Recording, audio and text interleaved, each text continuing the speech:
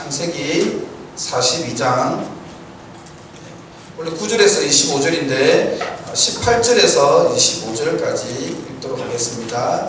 창세기 42장 18절에서 25절 제가 한 절 읽고 성도님들 한 절 읽고 그렇게 하겠습니다. 18절 사흘 만에 요셉이 그들에게 이르되 나는 하나님을 경외하노니 너희는 이같이 하여 생명을 보존하라. 너희가 확실한 자들이면 너희 형제 강사나 노고 같이 하고 너희는 곡식을 가지고 가서 너희 집안의 문제를 구하고 너희 막내 아우를 내게로 데리고 오라. 그러면 너희 말이 진실함이 되고 너희가 죽지 아니하리라 하니 그들이 그대로 하니라. 그들이 서로 말하되 우리가 아우를 이루고 말미암아 범죄하였다. 그가 우리에게 애걸할 때에 그 마음의 괴로움을 보고도 듣지 아니하였으므로 이 괴로움이 우리에게 임하였다. 루벤이 그들에게 대답하여 이르되 내가 너희에게 그 아이에 대하여 죄를 짓지 말라고 하지 아니하였더냐. 그래도 너희가 듣지 아니하였느니라. 그러므로 그의 핏값을 치르게 되었도다 하니 그들 사이에 인공을 세웠으므로 그들은 요셉이 듣는 줄 알지 못하였더라. 요셉이 그들을 떠나가서 울고 다시 돌아와서 그들과 말하다가 그들 중에 시몬을 끌어내어 그들의 눈앞에 결박하고 다 같이 읽겠습니다. 명하여 국물을 그 그릇에 채우게 하고 각 사람의 돈은 그의 자루에 도로 넣게 하고 또 길 양식을 그들에게 주게 하니 그대로 행하였더라. 아멘. 제가 한번 기도하겠습니다. 하나님 아버지, 우리로 한자리에 불러주시고 사랑하는 동역자들과 함께 하나님을 예배하고 찬양하게 하시니 감사합니다. 이 시간 우리의 마음을 활짝 열고 살아계신 하나님의 말씀을 듣게 하여 주시고 말씀이 살아서 우리의 신령 가운데 역사하는 놀라운 시간 되게 하여 주시옵소서. 감사합니다. 살아계신 예수님의 이름으로 기도합니다. 아멘.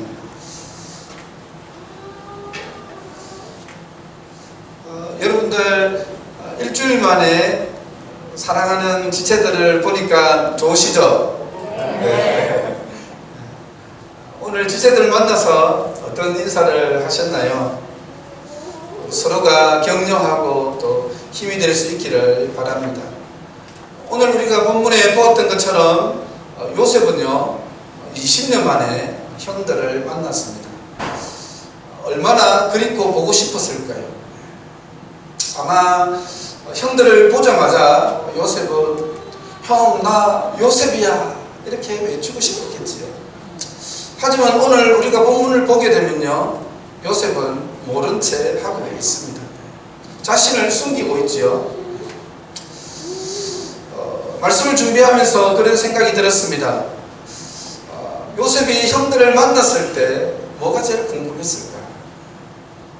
아마도 아버지가 잘 살아계신지, 아버지가 건강하신지, 그리고 사랑하는 동생 베냐민이 잘 있는지 궁금하지 않았을까 생각해 봅니다.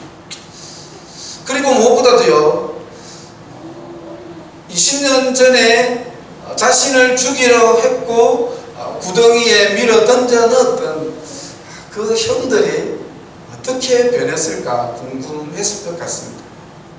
그래서 요셉은 형들의 진심을 알고 싶었죠. 그래서 오늘 본문에 보는 것처럼 요셉은 형들을 몰아붙였습니다. 9절에서 11절 말씀을 한번 볼까요?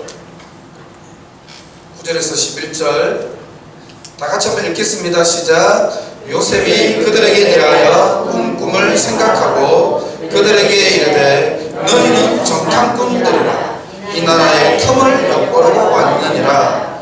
그들이 그에게 이르되 내 주여 아니니이다. 당신의 종들은 곡물을 사러 왔나이다. 11절 우리는 다 한 사람의 아들들로서 확실한 자들이니 당신의 종들은 정탐꾼이 아니니이다. 요셉은요 형들이 곡식을 사러 왔다라는 것을 알고 있지요. 그런데 오늘 본문을 보면 어땠습니까? 형들을 정탐꾼으로 몰아세우고 있습니다. 형들을 믿을 수 없어. 나는 당신들을 믿을 수 없어. 당신들은 진실하지 못한 사람들이야, 이렇게 몰아붙이고 있는 것이죠. 정탐꾼이라는 것은 스파이 아닙니까? 간첩이죠. 간첩은 발각되면 어떻습니까? 사형이죠. 그 자리에서 아마 당시에 애굽의 총리는요, 이 사람들이 스파이라고 판결을 내리면 그 자리에서 죽을 수 있는 그런 사형감이죠. 곡식을 사러 왔던 형들이 애굽 총리가 자신들을 향해서 스파이라고 했을 때 얼마나 놀랐을까요? 아마 간담이 서늘했겠지요. 형들이 자신들이 스파이가 아니라는 것을 증명하지 못하면 이제 이들은 죽은 목숨이 되는 것입니다. 그래서 이들은 요셉이 스파이라고 했을 때 자신들을 변호하고 있지요.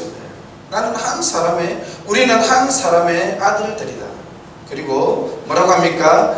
진실한 자들이다 라고 이렇게 변호를 하고 있습니다. 그런데 12절 13절에서 뭐라고 합니까? 요셉은 아주 단호하게 아니라고 합니다. 12절 13절을 한번 읽어볼까요? 시작. 요셉이 그들에게 이르되 아니라 너희가 이 나라의 틈을 엿보러 왔느니라. 그들이 가로되 주의 종 우리들은 12형제로서 가나안 땅 한 사람의 아들들이라. 막내 안구는 오늘 아버지와 함께 있고 또 하나는 없어졌나이다. 요셉은 알고 있지요. 요셉은 알고 있습니다. 요셉은 20년 전에 형들이 어떤 사람인지를 알고 있죠. 형들이 말했던 것처럼 한 사람의 아들인 것은 맞습니다. 야곱의 아들들이지요. 그러나 이들이 확실한 자들이라고 주장하는, 자신들이 정직한 사람이라고 주장하는 이 말은 아니지요. 그래서 요셉은 다시 형들을 아니라 당신들은 정탐꾼들이다 라고 하면서 몰아세웠습니다. 그래서 형들은 이제 좀 더 자세하게 가족을 설명을 하고 있습니다. 원래는 12명이었는데 막내는 아버지와 함께 있고 그리고 더 이상 한 명은 없다라고 이렇게 말을 합니다. 그런데 여러분, 사실대로 말하면 어떻습니까? 없어진 게 아니라 없애려고 했죠. 죽이려고 했죠. 그리고 애국으로 가는 상인들에게 팔았습니다. 그리고 아버지에게 뭐라고 했습니까? 요셉의 채소옷에 죽은 염소의 피를 잔뜩 묻힙니다. 그리고 아버지에게 그 채색옷을 보여주었죠. 그리고 마치 동생 요셉은 짐승에게 찢겨 죽은 것처럼 위장을 했습니다. 형들은 자신들이 20년 전에 했던 그 일을 생생하게 기억하고 있습니다. 또 누가 그것을 알고 있습니까? 하나님이 다 알고 계시죠. 하지만 형들은 여전히 진실을 숨기고 있는 것이죠. 그러자 요셉은 다시 한번 정탐꾼이라고 몰아세웁니다. 14절에서 17절 한번 보겠습니다. 시작. 요셉이 그들에게 이르되 내가 너에게 이르기를 너희는 정탐꾼들이라 한 말이 이것이니라. 너희는 이같이 하여 너희 진실함을 증명할 것이라. 바로의 생명으로 맹세하노니 너희 막내 아우가 여기 오지 아니하면 너희가 여기서 나가지 못하리라. 너희 중 하나를 보내어 너희 아우를 데려오게 하고 너희는 같이 있으라. 내가 너희의 말을 시험하여 너희 중에 진실이 있는지 보리라. 바로의 생명으로 맹세하노니 그리하지 아니하면 너희는 과연 정탐꾼이니라 하고 그들을 다 함께 3일을 가두었더라. 요셉은요, 형들이 자신들을 변호할 때마다 더 강하게 거세게 몰아붙이고 있습니다. 이번에는 어떻게 몰아붙입니까? 너희의 진실함을, 너희가 스파이가 아니라고 했는데 그러면 너희의 진실함을 증명해라. 그리고 너희 막내 아우를 데리고 오라. 만약에 너희가 너희들의 진실함을 증명하지 못하면 너희는 죽은 목숨이다. 이렇게 강하게 밀어붙이고, 그리고 어떻게 했습니까? 감옥에다 이 형들을 3일 동안 가두어 버렸습니다. 형들의 심정은 어땠을까요? 아마 이제 죽었구나, 뭐랄까 이제 절망 가운데로 빠지게 된 것입니다. 20년 전 형들은 요셉을 구덩이로 밀어 넣었지요. 아마 형들은 요셉을 팔았을 때 잠시나마 자신들의 골칫덩어리 요셉이 없어졌다고 후련해 했을 것입니다. 형들은 자신들끼리 약속을 했겠지요.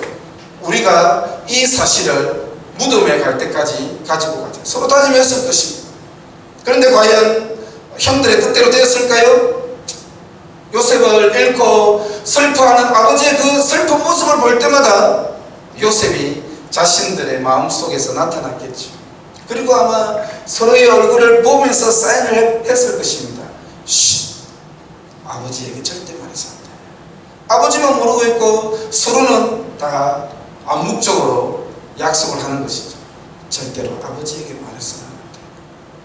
그런데 여러분, 오늘 형들이 감옥에 갇혔을 때 누가 제일 먼저 생각이 났을까요? 오늘 형들은 요셉이 구덩이에 던져진 것처럼 감옥에 던져졌습니다. 형들은 애써 자신들은 정탐꾼이 아니라고 말하지만 애국의 총리는 더욱더 거세게 정탐꾼 스파이라고 몰아붙이고 있죠. 사느냐 죽느냐 기로에 서 있습니다. 꽁꽁 싸매어 두었던 과거, 무덤까지 비밀로 하자고 했던 그 사건이 계속적으로 생각이 납니다. 요셉이 정탐꾼이 아닌데 정탐꾼으로 몰아 구덩이에 던졌죠. 자신들의 죄가 점점 생각이 났습니다. 이들은 감옥에서 서로 말하지는 않았지만 모두 같은 마음을 품고 있었던 것입니다. 드디어 형들이 괴로워하던 그 형들이 진실을 말하게 됩니다. 21절에서 22절 함께 보도록 하겠습니다. 시작. 그들이 서로 말하되 우리가 아우의 일로 인하여 범죄하였도다. 그가 우리에게 애걸할 때에 그 마음의 괴로움을 보고도 듣지 아니하였으므로 이 괴로움이 우리에게 임하도다. 로벤이 그들에게 대답하여 가로되 내가 너희들을 그 아이에게 독취하지 말라고 하지 아니하였느냐. 그래도 너희가 듣지 아니하였느니라. 그러므로 그의 핏값을 하니. 아멘. 그들이 20년 넘게 그들의 마음속 깊은 곳에 꽁꽁 싸매었던 그 진실이 이제 그들의 마음속에서 점점 올라오고 있었던 것입니다. 형들은 이제 자신들의 진실을 말할 때가 된 것입니다. 그리고 오늘 요셉이 보는 앞에서 이들은 그들의 진실을 고백했습니다. 우리가 아우의 일로 인하여 범죄하였도다. 여기서 우리는요, 요셉이 왜 자신의 형들을 정탐꾼으로 몰아세웠는지 알 수 있습니다. 여러분, 요셉은 왜 자신의 형들을 용서했음에도 불구하고 정탐꾼으로 몰아세웠을까요? 바로 요셉은 형들이 진심으로 뉘우치기를 원했던 것입니다. 진실되고 거짓되지 못한 사람인지 그들 스스로가 깨닫기를 원했던 것이죠. 그리고 죄 없는 동생을 죽인 그들의 죄를 진심으로 돌아보기를 원했습니다. 사랑하는 성도님들, 하나님은 오늘 이 시간 우리가 누구인지 정말로 돌아보기를 원하십니다. 성경은 이렇게 말합니다. 예레미야 17장 9절에서 10절에서 이렇게 이야기합니다.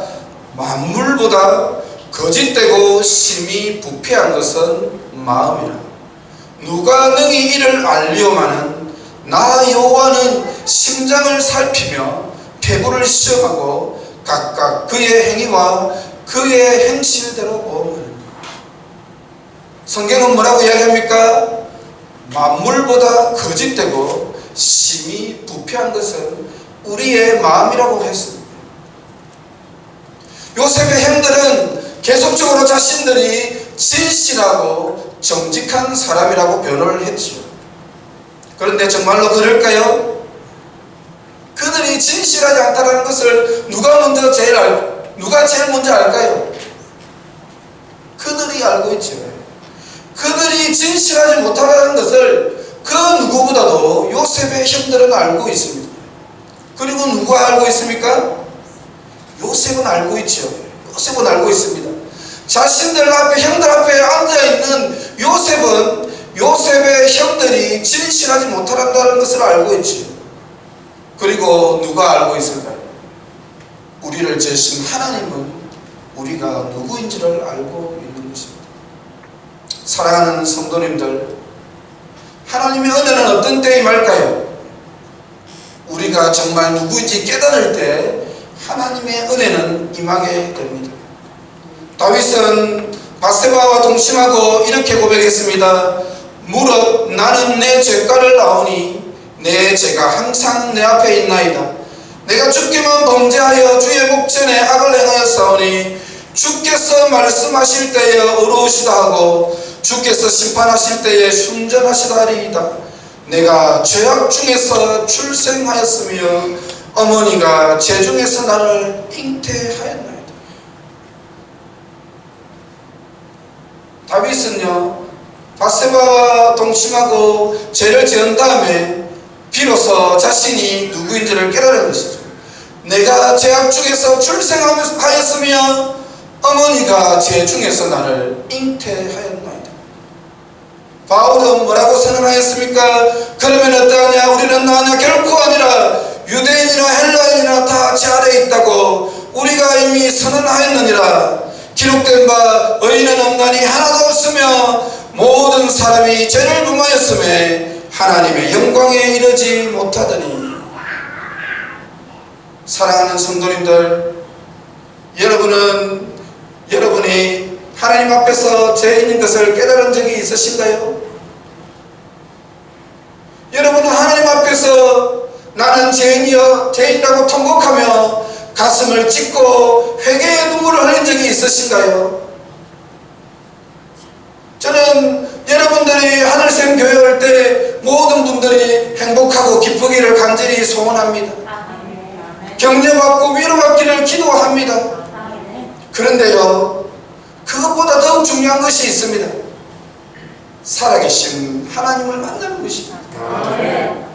살아계신 하나님 앞에서 여러분이 누구인지를 깨닫는 것이 이 교회에 온다는 목적인 것을 절대로 잊어서는 안 됩니다.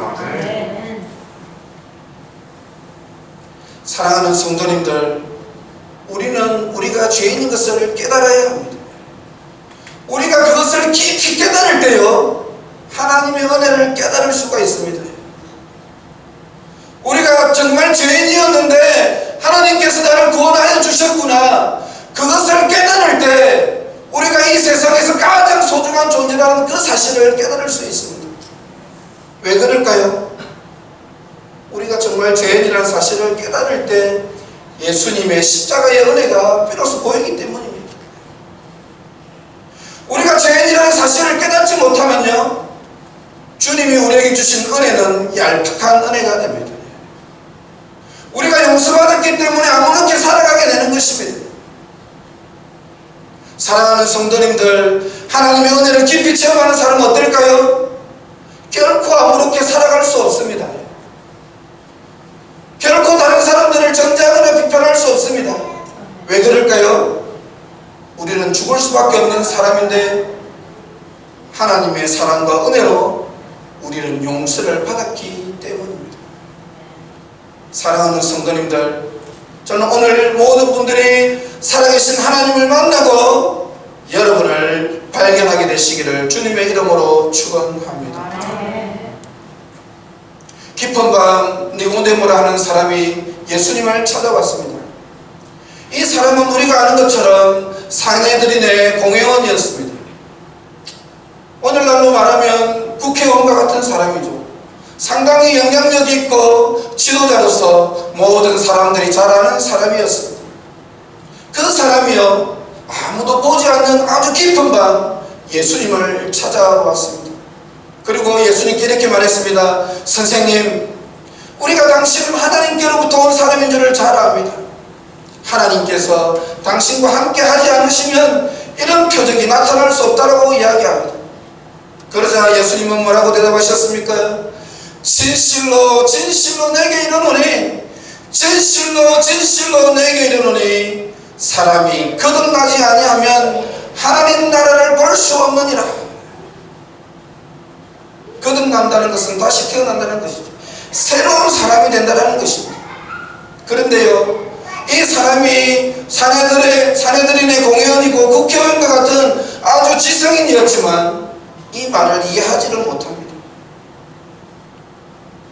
그래서 예수님께 다시 물었습니다. 아니, 이미 태어난 사람이, 다 자란 사람이 어떻게 다시 태어날 수 있습니까? 어머니 배에 들어가서 다시 태어날 수는 없습니다. 도대체 거듭난다는 것이 무슨 말씀입니까? 그러자 예수님은 니고데모에게 놀라운 말씀을 하셨습니다. 진실로 내게 이르노니 사람이 물과 성령으로 거듭나지 아니하면 하나님 나라에 들어갈 수 없느니라. 육으로 난 것은 육이요 영으로 난 것은 영이니 내가 너희에게 거듭나야 하겠다는 말을 놀랍게 여기지 말라. 사랑하는 하늘샘교회 성도님들, 저는 이곳에 앉아있는 모든 분들이 물과 성령으로 새롭게 거듭나기를 주님의 이름으로 기도합니다. 저는 여러분들이요, 세상 사람들보다 조금 나은 사람이 아니라 새로운 피조물, 새로운 사람이 되기를 기도합니다. 십자가에 달리신 예수님을 만나고 하나님의 은혜를 경험하는 하늘샘교회 성도님들이 되시기를 주님의 이름으로 축원합니다. 요셉이 형들을 정탐꾼으로 몰아세운 것은요, 또 다른 한 가지 이유가 있습니다. 요셉은 용서를 넘어서 화해하기를 원했습니다. 우리가 잘 아는 것처럼 요셉은 이미 용서를 했죠. 만약 형들이 왔을 때 요셉이 자신을 요셉이라고 밝히면서 형들에게 형들 나 이미 형들을 다 용서해서 그러면 어땠을까요? 형들은 자신들의 죄를 깨닫거나 뉘우치지 않았겠지요. 그렇죠. 예, 아마 이미 요셉이 형들에게 형들의 죄를 다 용서해서 이렇게 말을 했다면 아마 형들은 자신들의 죄를 뉘우치지 않았을 것입니다. 그러나 정탐꾼으로 몰리고 3일 동안 감옥에 있으면서 비로소 형들은 자신들의 죄를 뉘우치게 됩니다. 그리고 우리가 오늘 본문에서 보는 것처럼 형들은 요셉 앞에서 우리가 범죄했다라고 이렇게 고백을 했죠. 용서를 넘어서 우리가 화해의 관계로 가기 위해서, 동력자의 관계로 가기 위해서는요, 반드시 죄를 고백하는 이 과정이 필요합니다. 내가 잘못했어, 내가 정말로 미안해, 우리가 그것을 뉘우치고 그것을 고백할 때 용서의 관계를 넘어서 화해의 관계, 동력자의 관계로 갈 수 있는 것입니다. 저는 초등학교 2학년 때요, 동네 형들과 엽전 구름이를 훔친 적이 있습니다. 아마 들었던 분들도 있을 텐데 지금 생각하면 좀 유치해요. 엽전을 훔치다니. 그런데 제가 그때 기가 솔깃했던 게 당시에 엽전 하나당 3,000원씩 준다고 그랬어요. 그래서 엽전 구름이면 제법 이제 돈이 적은 돈은 아니죠. 그래서 제가 그때 어떻게 좀 헷갈하겠는지 어떤 형의 그 엽전 구름이를 다른 형들과 함께 모의를 해서 훔치게 됐습니다. 그런데요, 그 엽전을 이제 돈으로 바꿔야 되는데 돈으로 바꾸지도 못하고 선생님에게 이제 잡혔습니다. 담임 선생님이 이미 그걸 알고 계시더라고요. 그래가지고 그 돈의 엽전의 주인인 그 형의 담임 선생님이 저를 부르시더라고요. 그래서 그 선생님에게 잡혀가서 하여튼 뺨을 맞고 그 다음에 이제 복도에 이렇게 서 있었던 그런 기억이 납니다. 근데 이제 저의 누나가 그때 5학년이었거든요, 제가. 그리고 저의 형은 6학년이었어요. 그러니까 형과 누나가 제가 다니는 학교에 다니고 있었죠. 그러니까 형과 누나는 이제 이 사실을 제가 옆절을 훔치다가 들켜서 하여튼 뺨을 맞고 하여튼 쪽팔리게 됐다. 네. 이 사실을 이제 형과 누나도 다 알게 됐습니다. 그런데요, 제가 집에 오니까 어머니께서 아무 말씀을 안 하세요. 평소에는 이렇게 잘 다녀왔냐, 배는 고프지 않냐 이렇게 물어보셔야 되는데 그날은 아무 말씀도 없으시고 국물에 불만 이렇게 넣고 있으시더라고요. 고민을 했습니다. 고민을 하다가 어떻게 할까 고민을 하다가 도저히 안 될 것 같아서 어머니께 제가 했던 일을 털어놓았습니다. 그리고 어머니 잘못했습니다. 다시는 그러지 않겠습니다. 라고 이렇게 했습니다. 근데 어머니는 그렇게 막 잔소리를 하거나 그러지 않으시고 유나나 다시는 그러지 말거라 그렇게 한 말씀 딱 하시더라고요. 지금 돌이켜보면 어머니는 다 알고 계셨고 이미 저를 용서하셨던 것 같아요. 그러나 어머니가 원하셨던 것은 제가 어머니에게 와서 잘못했다고 고백하기를 원하셨던 것 같습니다. 아마 제가 고백하지 않았다면 저의 잘못을 어머니에게 고백하지 않았다면 오랫동안 서먹서먹하고 껄끄러웠겠죠. 물론 저는 제가 돈을 훔쳤던 엽전을 훔쳤던 그 형에게도 가서 정말 잘못했다고 용서를 빌었습니다. 여러분, 이것은 하나님과의 관계도 마찬가지입니다. 예수님은 이미 2000년 전에 우리의 모든 죄를 용서해 주셨습니다. 여러분 믿으십니까? 예수님은 우리의 모든 죄를 2000년 전에 이미 용서하셨지. 그러나 우리가 주님과의 친밀한 관계를 회복하기 위해서는요, 반드시 우리가 잘못했을 때 하나님께 고백을 해야 됩니다. 그래야 주님과 화목한 관계, 친밀한 관계, 동력자의 관계로 나아갈 수 있습니다. 그런데 이것이요, 사랑관계도 마찬가지입니다. 사랑관계도 한 상대방이 어떤 잘못을 용서했더라도 잘못을 한 그 사람이 반드시 와서 잘못했다고 고백을 해야 됩니다. 정말 뉘우치고 진심으로 고백할 때 어떻습니까? 마음속에 있던 어리가 녹게 되는 것이죠. 마음속에 있던 상처가 녹아내리게 되는 것입니다. 오늘 본문에도 보면 어떻습니까? 요셉이 형들의 그 고백을 들었을 때 마음속에 그 쌓였던 상처 엉어리가 녹아내리면서 눈물을 흘리지 않았겠습니까? 저는 우리 모든 성도님들이 하나님과의 관계를 회복하고 그리고 지체들과 정말 친밀하고 화목하고 정말 모든 것을 털어놓을 수 있는 든든한 동력자들이 되시기를 주님의 이름으로 축원합니다. 마무리하겠습니다. 십자가에서 우리를 위해 돌아가신 예수 그리스도를 모두 만나시기를 바랍니다. 잘못을 고백하고 하나님과의 관계를 회복하고 지체들과의 관계를 회복하는 정말 사랑의 동력자의 관계를 회복하는 모든 하늘샘교회 가족 되실 길을 주님의 이름으로 축원합니다.